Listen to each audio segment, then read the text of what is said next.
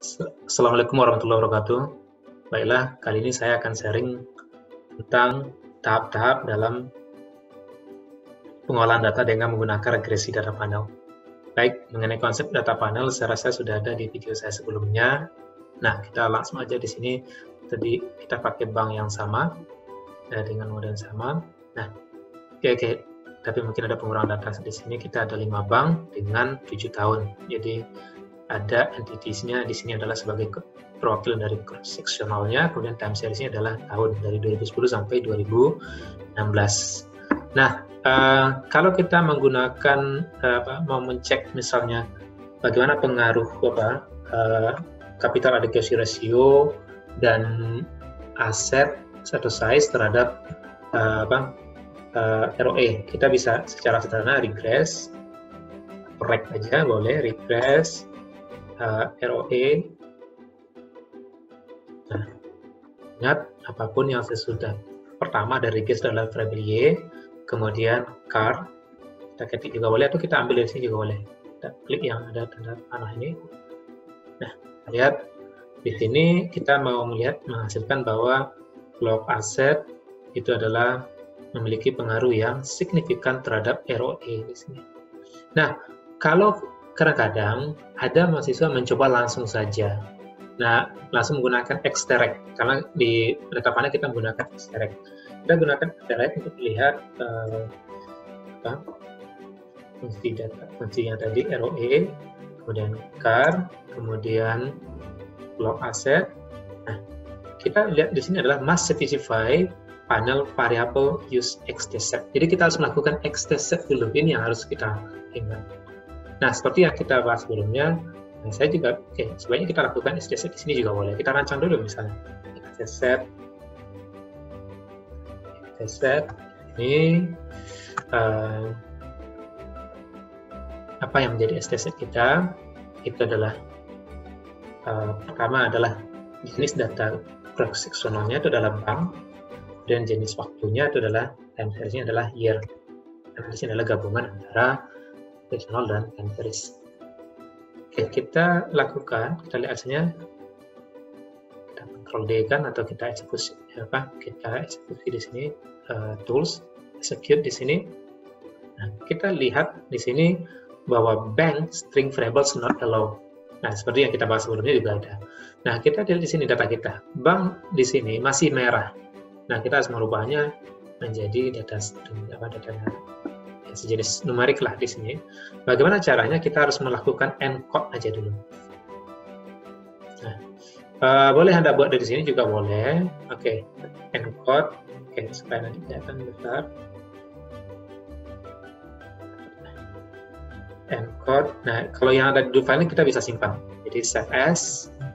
Nah, ya, tujuan apa kita? Semuanya nanti akan mudah kita mengembalikan nanti kalau kita membutuhkan encode. Kemudian kalau kita ingat dari remove-nya adalah bank, nah kita ganti dengan, kita buat variable baru generate bank atau bank aja lah. Nah, kita bisa terus di sini execute. Nah, kita lihat.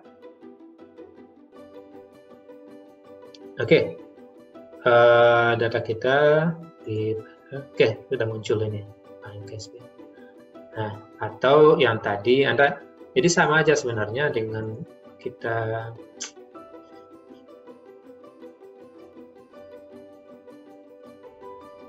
Anda misalnya di sini Anda ketik juga boleh tadi. Tapi kita nggak boleh kalau kita enter, karena bank udah ada, dia nggak akan muncul karena bank udah di define. Nah, tapi kita boleh cara manual di sini juga boleh. Jadi yang manfaat kita sebenarnya define itu manfaatnya kita bisa rancang dulu command kita. Nah, kemudian kita bisa simpan dan mengembalikan nanti ketika kita butuhkan. Oke, baik, kita lihat di sini udah encode bank. Kemudian kita baru kembali kepada xdset tadi yang ada di file yang sudah kita buat tadi. Nah, kita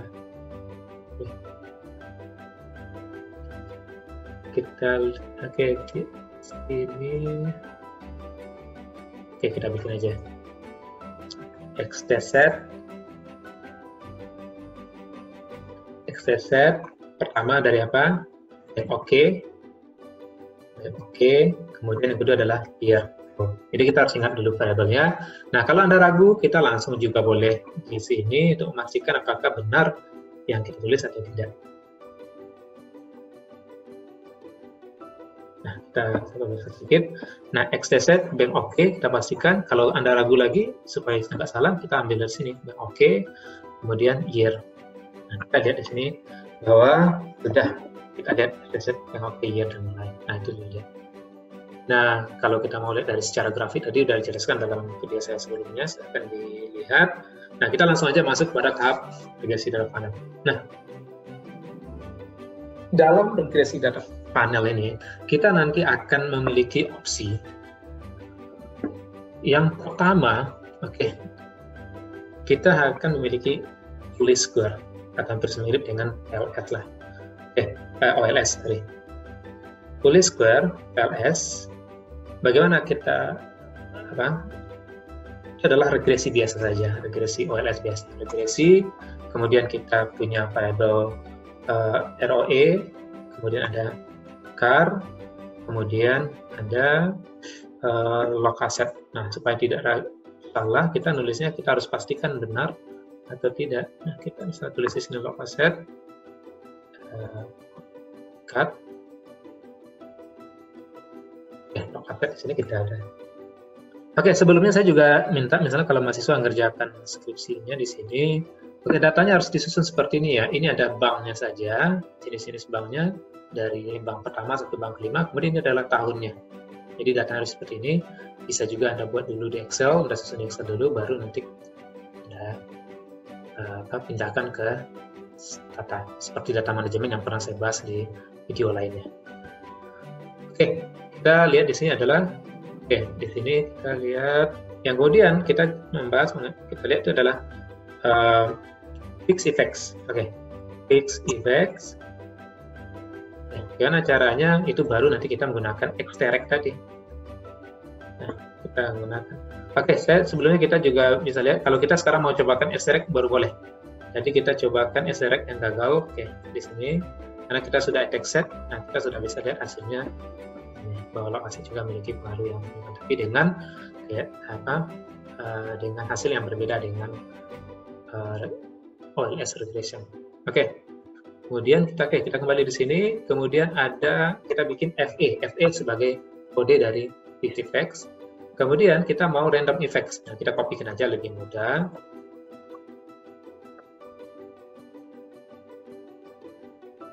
Random effects. Kemudian FE. Nah, sekarang kita mau run yang ketiga ini. Kita blok aja supaya ini nggak lagi. Nah, ini kalau sebenarnya ini masuk juga nggak apa-apa, itu berulang nggak apa-apa. Nah, kita tools misalnya execute atau kita blok. Nah, di sini juga tadi blok tools execute. Kita lihat hasilnya di FE not allow. Kita lupa buat extract di depannya. Extract, ingat, jadi kita harus extract di sini. Jadi kita hanya kopikan saja, kita lupa buat extract. Nah, extract, rec, ini adalah PLS biasa, ini fixed effects, dan ini adalah anggap. Nah, sekarang baru kita run, Ctrl D, atau execute. Kita lihat hasilnya di sini. Pertama kita coba lihat hasil yang pertama adalah PLS. Nah, PLS kita menemukan bahwa log asset memiliki pengaruh yang signifikan terhadap ROE, di mana koefisiennya di sini adalah positif 0,11. Kemudian ketika kita lakukan effects, kita menemukan hasil yang tidak signifikan. Jadi log asset tidak memiliki pengaruh yang signifikan dan koefisiennya adalah negatif terhadap ROE. Jadi di sini kita sudah mempertimbangkan adanya variability dari time, year di sini, dan juga jenis bank di sini, entities-nya.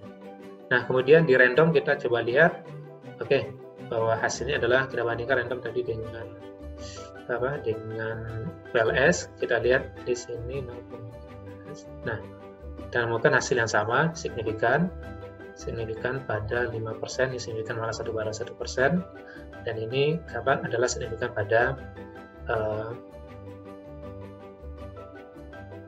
5% dengan p-value 0,012, kecil dari 5%, tapi di atas 0,01 atau 1%. Jadi kita katakan di sini adalah dia memiliki pengaruh yang dua-duanya memiliki pengaruh signifikan dengan menggunakan random effect dan menggunakan LS. Sedangkan phase effect kita menemukan tidak ada pengaruh yang signifikan. Kita lihat p-value-nya di sini, p-value-nya di sini antara CAR juga tidak signifikan, besar dari 0,05 atau besar 0,10. Kalau kita ambil 0,10 juga nggak ada yang signifikan. Nah, sekarang pertanyaannya adalah kita mau menguji hipotesis kita, membuat kesimpulan dari hipotesis yang kita buat. Nah, kita ada dua hipotesis di sini. Nah, pertanyaannya, kita mau menggunakan PLS, kita mau menggunakan random effect, atau kita menggunakan fixed effects di dalam membuat kesimpulan gitu. Karena ketiganya menemukan hasil yang relatif berbeda. Yang signifikan berbeda adalah fixed effects. Nah, antara random dan apa juga koefisiennya berbeda dan tingkat signifikansinya juga berbeda. Nah, apa yang kita lakukan? Yang kita lakukan pertama itu adalah dengan melakukan uji Chow. Jadi kita melakukan uji Chow.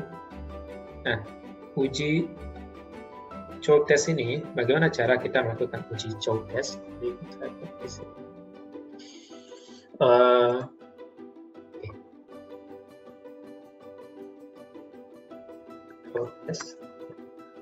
Tes itu apa yang bisa kita lakukan di sini adalah kita hanya melihat dari karena di sini Chow test kita nanti akan melihat PLS versus fixed effects.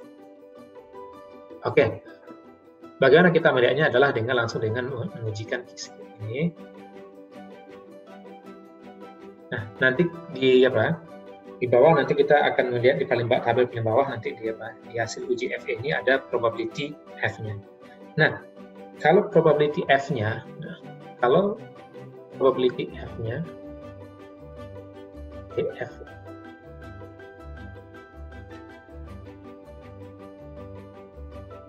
F-nya itu adalah besar dari, kalau kita pakai 0,05, maka yang kita lihat di sini adalah yang dipakai adalah PLS. Tapi kita buat di sini adalah kecil dulu sebagai signifikan. Kecil. Maka di sini adalah yang kita pakai adalah fixed effects. Jadi di sini adalah harus diingat H0 kita adalah PLS dan HA kita adalah fixed effects. Nah, kita coba run yang di sini. Oke, kita tools execute. Nah, kita lihat berikut. Kita lihat di sini. Nah, kita coba lihat di nilai p-value ini. Nah, di sini kita melihat bahwa probability F-nya itu adalah 0,0110. Artinya kecil dari 5% atau 0,05. Nah, kita kembali tadi, artinya 0,01. Oke. Kita dapatkan tadi adalah 0,010. Oke, 0,01. Nah, artinya apa? Artinya di sini adalah dia kecil dari 0,05. Maka yang kita lihat di sini adalah yang diterima adalah HA FE. Nah, dari sini kita bisa melihat bahwa yang diterima adalah untuk sementara itu adalah fixed effects, lebih baik dibandingkan dengan PLS. Nah, berikutnya, apakah fixed effects masih bagus? Kita mau menguji dengan kita FE versus random effect. Apakah kita memilih fixed effect atau random effect? Maka yang kita lakukan adalah dengan melakukan uji Hausman test. Nah, Houseman test, jadi kita menguji FA versus random effects. Nah, di Houseman test,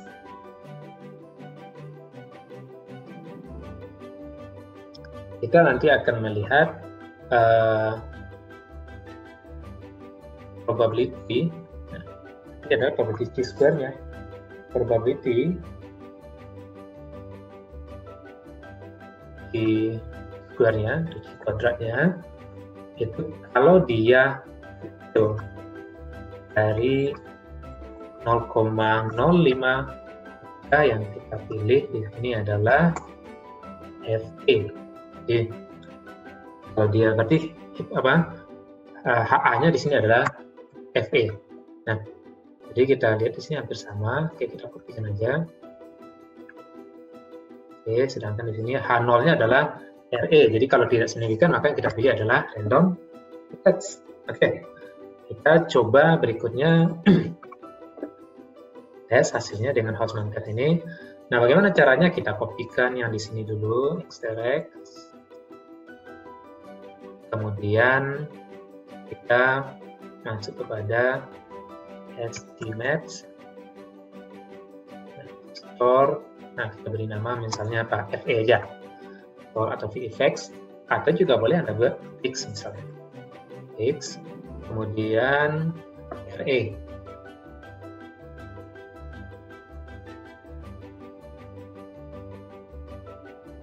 Nah, kita kopikan ini. Nah, kita buat random. Kemudian baru kita buat Houseman. Oke. Kita buat, kita tadi menulisnya di sini adalah fix. Jadi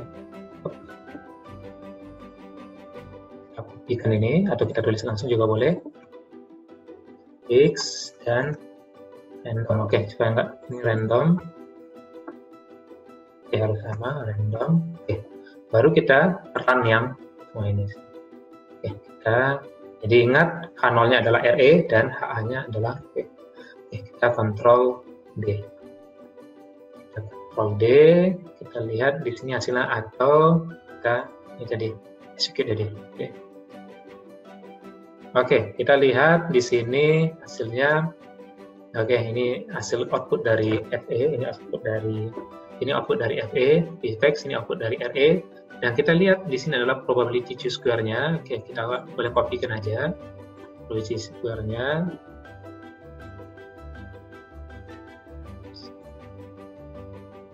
Oke. Probability square-nya itu adalah 0,0192. Ingat, apa yang dilihat sini adalah dia kecil dari 0,05. Maka yang terpilih di sini adalah FA. Nah, kalau masih FA, maka kita sebenarnya stop. Nggak perlu lagi kita lakukan uji tes berikutnya. Nah, sebenarnya ada uji berikut itu, namanya itu adalah Lagrange multiplier test. Oke, selanjutnya kita kalau seandainya ya, tapi tadi kita sebenarnya sudah bisa berhenti di sini nih sebenarnya. VFX bahwa yang kita gunakan nanti adalah VFX. Tapi kalau seandainya yang di dalam showtest yang ditemukan itu adalah PLS yang terbaik. Nah, showtest kapan PLS diterima? Kalau misalnya tadi adalah jika probability F-nya itu adalah besar dari 0,05% kita pakai tingkat signifikansinya ya, maka kita gunakan adalah yang diterima adalah H0-nya. Null hipotesisnya itu adalah PLS. Nah, kemudian di sini misalnya kita coba uji, yang diterima adalah null hipotesisnya, di mana itu adalah random effect. Nah, kalau itu yang terjadi, barulah kita melakukan ujian. Di showtest kita terima PLS, di Houseman test kita yang terima adalah RE, maka kita coba uji di sini adalah Lagrange multiplier test. Nah, Lagrange multiplier test itu adalah jika probability C bar square-nya, nanti hasilnya outputnya adalah C bar square, kecil dari 0,05, maka yang kita terima adalah random effect. Nah, ini artinya apa? Hipotesis kita adalah H0-nya adalah PLS, dan hipotesis alternatif kita adalah random effect. Maka, bagaimana cara kita menjalankannya? Itu adalah extract. Nah, kita ambil command untuk random effects, xdirect, ROE, car, offset, RE. Nah, kemudian apa yang harus kita inputkan berikutnya itu adalah xd test. Nah, xd test 0. Nah, xd test 0. Nah, kita coba lihat bagaimana hasilnya. Ctrl E. Nah, atau boleh juga tadi ini. Nah, kita harus blok supaya nggak jalan semuanya. Nah, kita coba lihat hasilnya. Oke, ini probability hasil ST testnya ini adalah hanya output dari random effect-nya aja. Nah, kita lihat probability kita adalah seperti ini.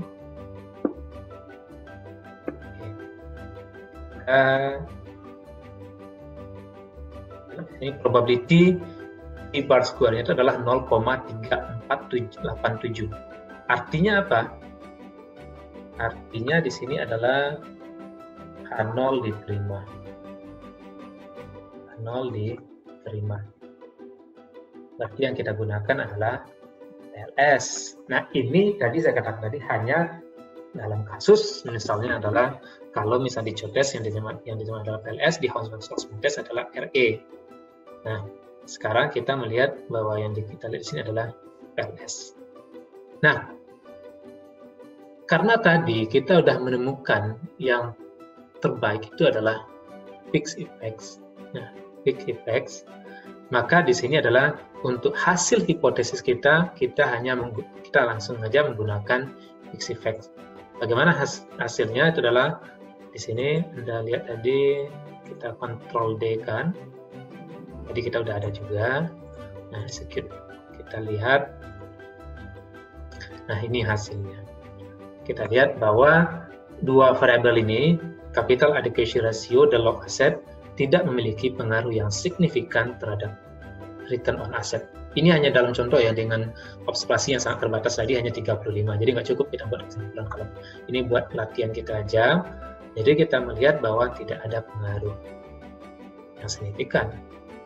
Pengaruhnya itu 0 terhadap ROE. Kalau tadi kita menggunakan random effect dan PLS, ada pengaruh yang signifikan. Jadi kesimpulan kita adalah di fixed effects. Nah, jadi itulah yang membedakan antara ketiga tes yang kita gunakan tadi dalam tahap-tahap pengujian panel data, yaitu adalah Chow test, kemudian Houseman test, dan terakhir adalah Lagrange multiplier test atau LM test. Nah, jangan lupa data kita disimpan. Ini tahap regresi data panel. Ini bukan data ya, nyimpan tuh file editor kita. Tahap regresi data panel. Nah, kemudian data juga kita harus simpan.